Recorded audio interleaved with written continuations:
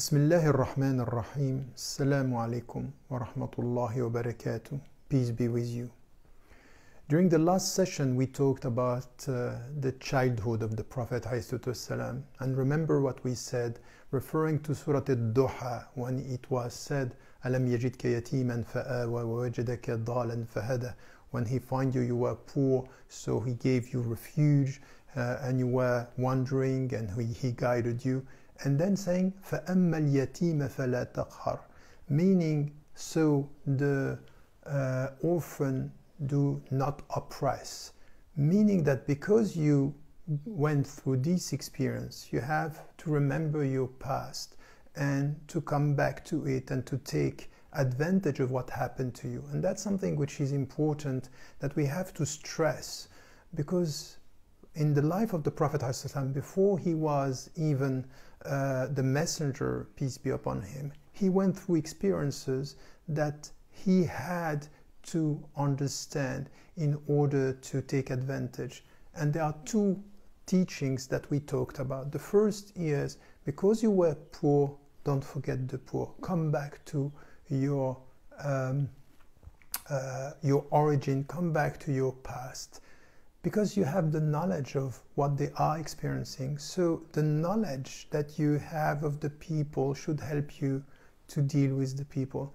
And we have many examples in history of people who went through difficult times. Some people went to prison, some people were facing poverty, and they came back to this knowing how you can help the people in prison, how you can help the people in very specific social situations, for example. So take advantage of this. And the second thing which is important is your past is your richness, whatever it is. As long as now you know what is right, and maybe your past was not in what was right, now with your knowledge of what is right, you use the bad in order to transform it, to reform it into something which is positive in your life. And this is what happened to the Prophet ﷺ. Let us talk about the story that happened to the Prophet ﷺ. He was young, he was 12, and he heard in Mecca that there was a wedding, and he wanted to attend because this is natural. He was naturally attracted by wedding and music and even people behaving in a way which was not really moral. There was a lack of moral restraints in the weddings at that time, and the people were drunk, and he wanted to go there. And on his way to go to the wedding, which is once again the natural way of dealing with your instincts and what you like, he felt tired and he fell asleep, and he only woke up the following day because of the heat of the sun. So what happened is that he missed it. And we need to get this. Who was his educator? Allah, God was educating him. And what did he do with him at that time? Just to send him something which was a prohibition, to feel bad, a sense of guilt? No. He put him asleep. In fact, he made a kind of diversion to what his instinct was calling him to do in order to educate him. And we need to get this in our education. There are ways of dealing with our own children, with our own self. It's not about a sense of guilt or prohibitions in a very harsh way. In a very soft, gentle way, God educated the Prophet ﷺ to understand that this is not the way, this should not be his way, and then he didn't go. And that's also something that we need to get in a natural way. It's not always easy. Of course, there are limits, of course there are prohibitions, but the way we deal with them, the way Allah dealt with the Prophet, peace be upon him, it's important.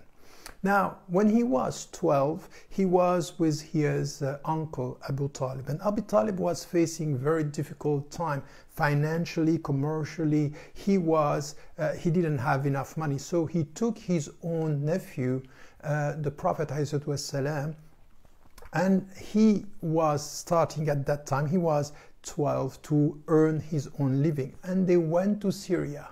And in fact, in Syria, something happened which was also an important story. in Busra, there was a monk, Bahira. Bahira, he saw the caravan coming, and he saw the cloud shielding the caravan, as if the cloud was protecting the caravan from the heat of the sun. And he said, there is a sign.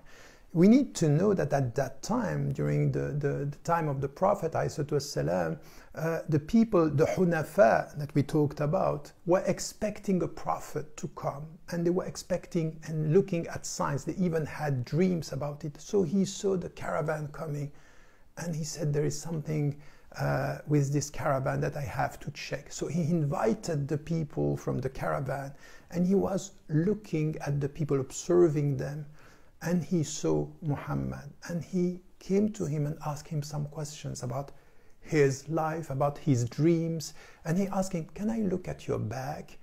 And the Prophet ﷺ said yes. So he looked at his back, and between the shoulder blades, he saw the seal of the Prophet, Khatim al-Nubuwwah, and he understood that something was going to happen. The fate of this young man was going to be a great fate, a great future.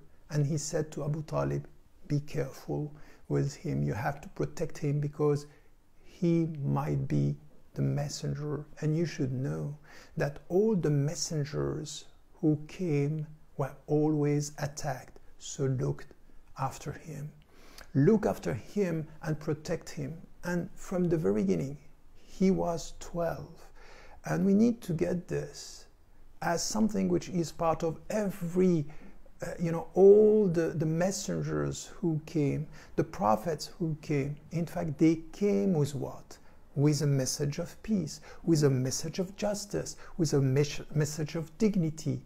And they were loved as well as they were attacked, and hatred was around them. From the very beginning, we got this in the life of the Prophet ﷺ, someone warning, and this one, he is a Christian, and he's from the Hunafa. He knew the sacred history, and said, be careful, he's going to be attacked. Later, we'll have exactly the same story with Waraqa ibn Nawfal, and we will talk about this, because this is exactly what he was warning the people around the Prophet ﷺ. So he was 12, and he went through this experience, and they came back from this journey in Syria, and then he started working as a trader. And with time, he was so efficient, so knowledgeable, and so honest that he ended up being called, during all this year, he made a specific reputation. They called him As-Sadiqu Al-Amin. As-Sadiqu is the truthful, and Al-Amin is the trustworthy. Meaning that he had these qualities that were important from the beginning. And remember, what we said is, in fact, the reality of what he was experiencing before even becoming the Prophet ﷺ was a way he was dealing with principles, and the way he himself was dealing as a trader. Before that, we just have to recall here a story, or to talk about a story that happened when he also was 12. One day, a merchant, a Yemeni coming from Yemen, was visiting Mecca, and he was wronged by people. And they did this because he had no protection. And we should know that at that time, the reality of the social fabric was that the clans and the tribes were helping each other, and you got a protection from one another. But if you come and you visit Mecca with no protection, anyone can mislead you, steal, or do whatever he wants, and nobody is going to rake because you are not protected. And one man who was the chief of the tribe, Abdullah ibn Jordan, said, no, it's not going to work like this. So he gathered all the leaders of the tribe to say, now we have to rely on principles. It should not be based on social and tribal connection. It should be based on justice. Justice is what is important. And he decided that they had to take to have an agreement, and this was called the Pact of the Virtuous, Hilf al-Fudul. And the very meaning of Hilf al-Fudul was justice comes first. Whatever is your tribal connection, whatever is your link, justice should be implemented for the visitor, for among us, and this will be the most important principle to respect. The Prophet, peace be upon him, he was 12 and he attended this meeting. And this is maybe the first time he met Abu Bakr as-Siddiq when they were young. And when he was there, he witnessed the reality of Hilf al-Fudul, the pact of the virtuous.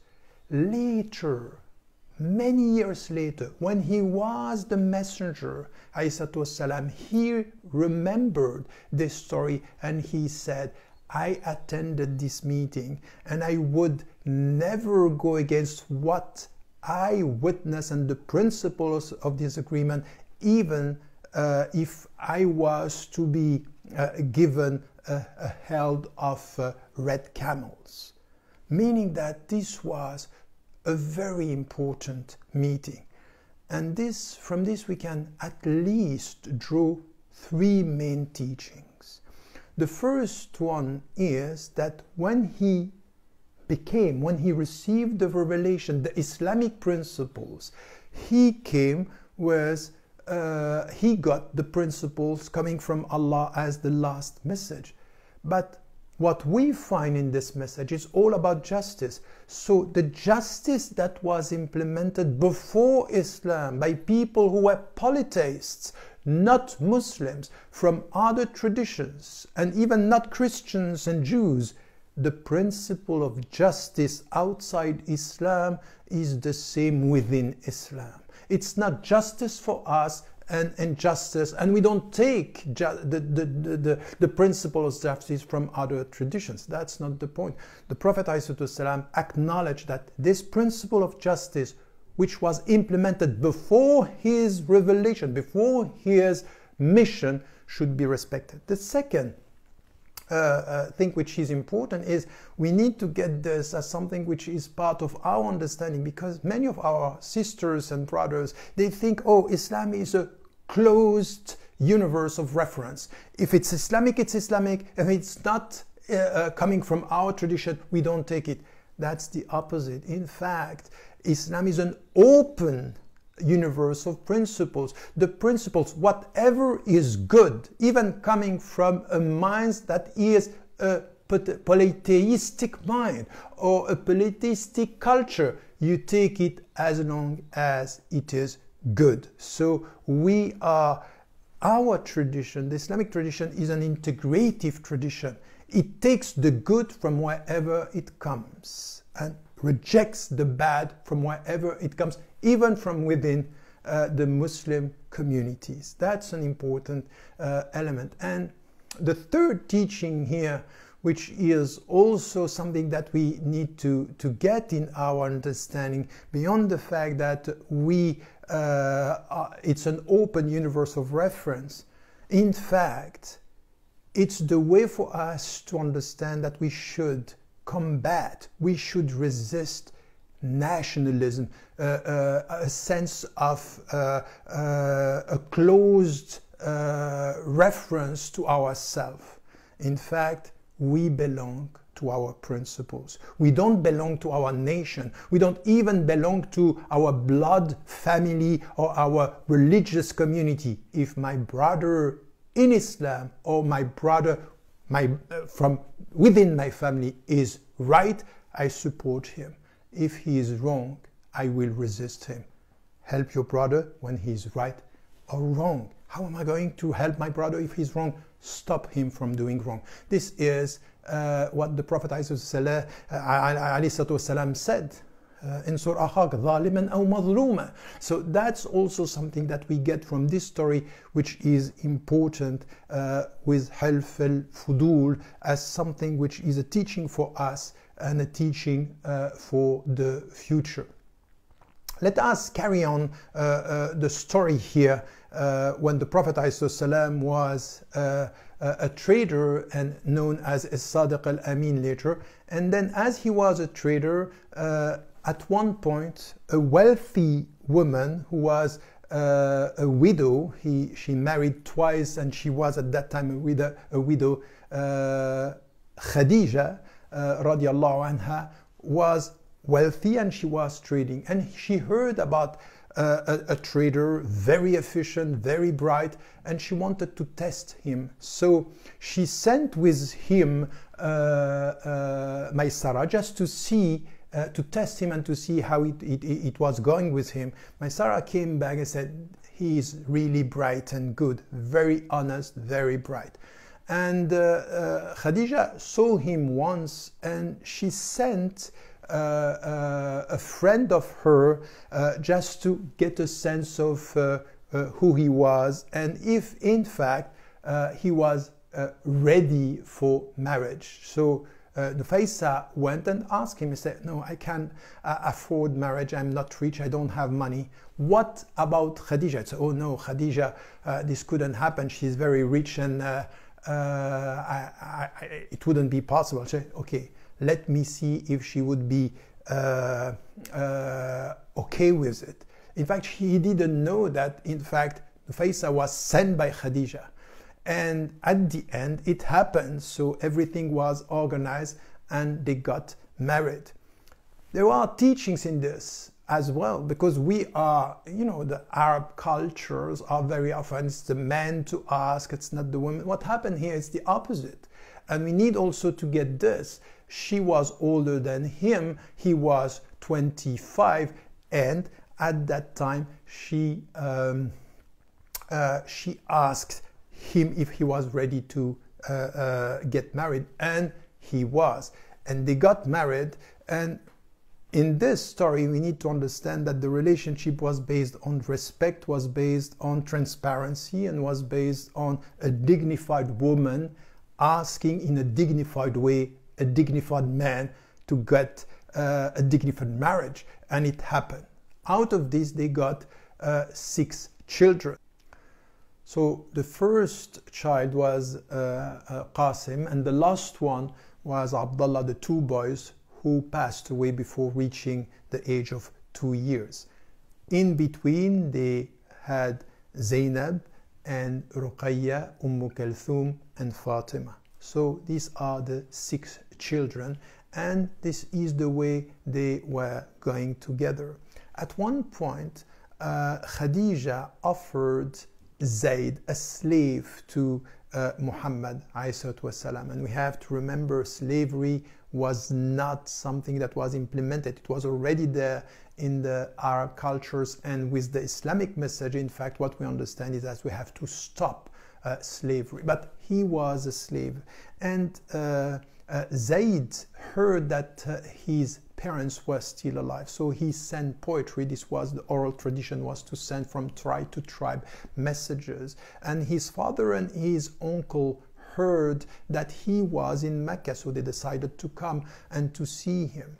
And they went to see the Muhammad ﷺ to ask him, we want him back. And he said, look, we are going to ask him. If he wants to go back with you, he goes with you with no compensation. But if he wants to stay, he will stay with me. You say, okay, that's fine, let us talk to him. And what was strange is that when they went to Zayd asking him to come back home, he said, no, no, no, I prefer to be a slave with Muhammad than to be free far from him. Meaning that, you know, we heard about As-Sadiq al-Amin, we know about how principled he was, and Zayd is just saying this to his own father, I prefer to stay with him because he's gentle, because he's nice, because he's a dignified human being. That's an important message for us, because before becoming the messenger, we understand إنك على خلق عظيم. You have great principles, great akhlaq, great morality. And this was there already before he became the Prophet ﷺ. And he said it once, by the way, the Prophet ﷺ, he said, the best among you, the best in Islam, or the best before Islam, are the best in Islam, provide they understand it. Meaning that the principles that you have outside Islam, you have to keep them, because they will help you to be a good Muslim if you understand Islam. And this is the message we got from him. Now, with this story, something else happened to the Prophet ﷺ. When Zayd decided to remain with the Prophet ﷺ, he decided to free him and to take him as his own son, known as Zayd ibn Muhammad. In fact, later the Quran will rectify this, because your son or the one that you are adopting couldn't have your name, and you have to respect the reality of this difference within the family. But this is another story. What is important is that Zayd just acknowledged how great was the man who was helping him within the society. There is a story here which happened to the Prophet ﷺ, which is quite interesting and shows that not only he was principled, not only he was truthful and trustworthy, and he was a Sadiq al-Amin, but at one point the Quraysh decided to rebuild the mosque. So they started to destroy the first level, the upper wall of the Kaaba, until they arrive at the black stone. At that point, they wanted to rebuild, and they didn't know who was going to be the leader and the chief to put the black stone. And a dispute, they were going to kill one another. So at one point, one old man said, okay, let us ask the first one who is going to enter the sacred place. He will tell us how and who is going to put the black stone in its required place. Who came? Muhammad ibn Abdullah والسلام. And they told him who have the right and the privilege to do this, and say, okay, look, give me a cloak, and what is going to happen is that every leader of every great tribe is going to hold on the edges of the cloak, and you will lift it at the level, the desired level where the black stone should be put. And they did this, and he himself pushed the black stone in the right place. And they were all happy with this. This is the mind of a leader. Because they were just arguing, and this was a great dispute, and some wanted to just go and take their weapons. He stopped everything, and with intelligence, in a smart way, he dealt with them in order to keep the unity and to avoid divisions. This will be so important in the future, in the way he was to deal with his own community, because he was dealing with very strong personalities, very strong characters, and he was able always to deal with Abu Bakr as-Siddiq, Umar ibn al-Khattab, Khalid ibn al-Walid, all these people with very strong temperaments, very strong personalities, and he had the right intuition to unite the people.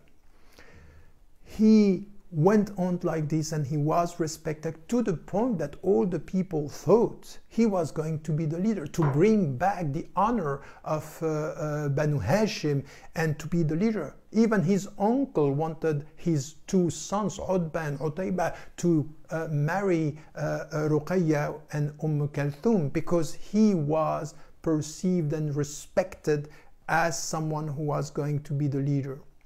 What happened to him at that time? He reached 35, and this was not his ideal. This was not his objective. He started to go to a cave cave Hira and just to meditate.